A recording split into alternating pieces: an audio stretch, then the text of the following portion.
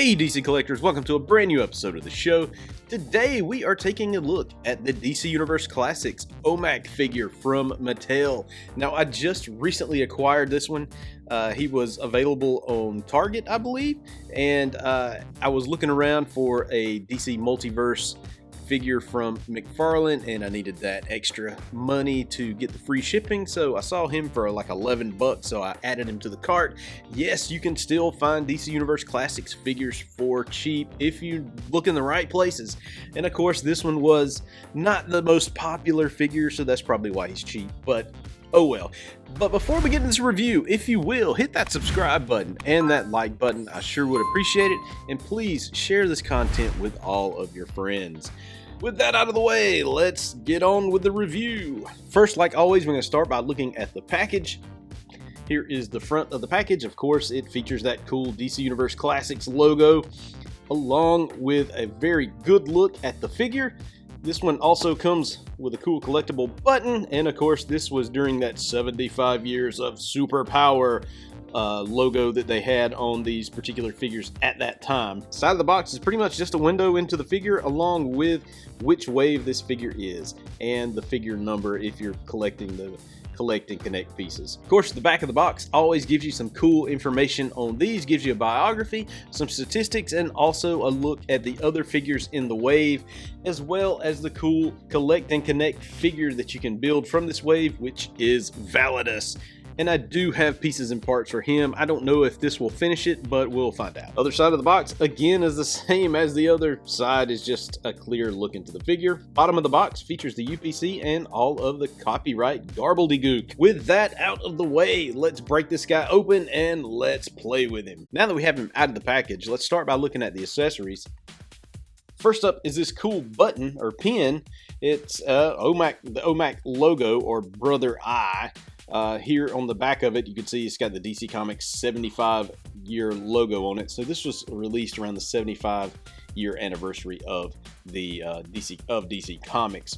Now, if you're wondering why I say Brother Eye, because this really is an extension of the Brother Eye that we know and love today from Batman, where he sends all his satellites up into the sky to spy on everybody, and it's called Brother Eye. Omac is very much a part of that creation, that build.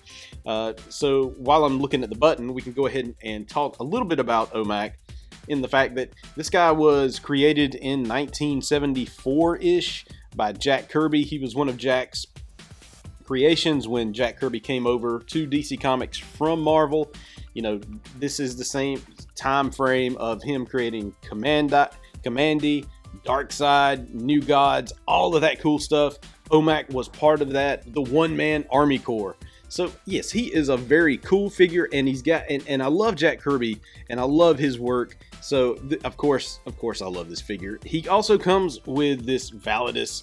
This is the right arm of Validus. Love this thing. Look how big and gigantic this is. I have some more pieces of Validus. I don't remember which ones. It seems like I have like the head, maybe the crotch, maybe the torso. I don't know. We'll have to go look and see. I don't have enough to build him just quite yet. Okay, so let's take a deep dive look into Omac. First, we're going to look at the sculpt, and you can see this is a 4 horseman sculpt, but look what they did with the head. That is very much a Jack Kirby-esque sculpt there. I mean, just the look of the face.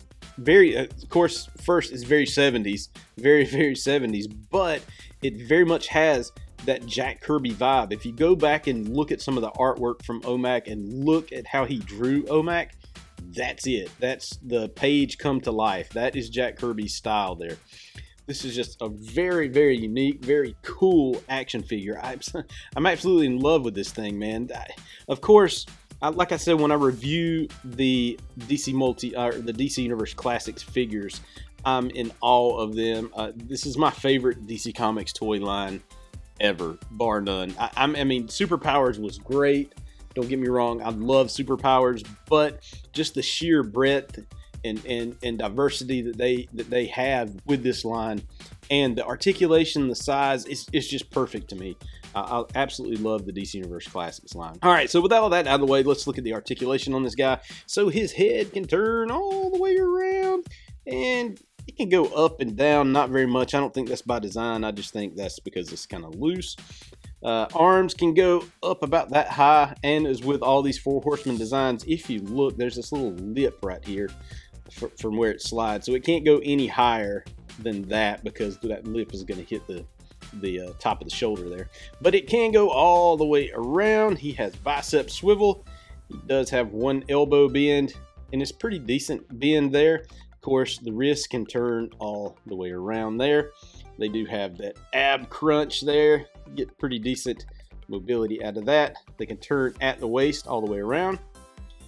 Good flexibility there. Not so much there. That's about it. He does have thigh swivel.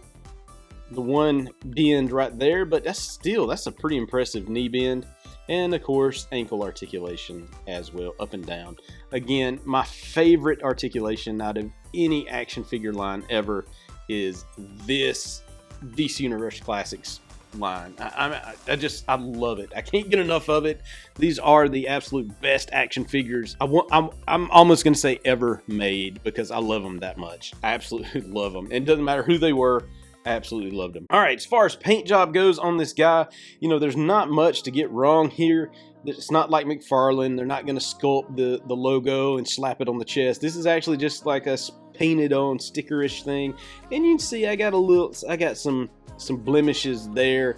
Other than that, though, I mean, the paint's pretty spot on. I mean, this orange is orange where it needs to be. The yellow is yellow where it needs to be. There's no bleed over of any colors onto any other thing.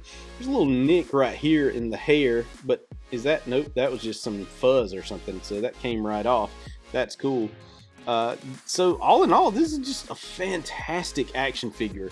And for the price that he was on Target, if you don't have him, and if you've never owned a DC Universe Classics figure, do yourself a favor, go out, buy this. I mean, $11.99. If this is your first figure, it's a great introduction to it. It's a great feel for the sculpt, the articulation that this has, the size. I mean, do yourself a favor, go to Target, go buy this thing. You won't be disappointed. All right, so that is it for this week, people. If you like what I'm doing, hit that subscribe button, hit that like button. I sure would appreciate it. And also share this content with all of your friends. Honestly, that would be the best thing you could do. If you want to find more from me, always, I'm at DCCollectors.com each and every day. You can also find me on social media, on Facebook, Instagram, Twitter, at DCCollectors. Talk to me, at me, about DC Comics toys, DC Comics movies, news, or TV. I love talking to all of it. It's absolutely my favorite franchise in the whole world. Alrighty, until next time.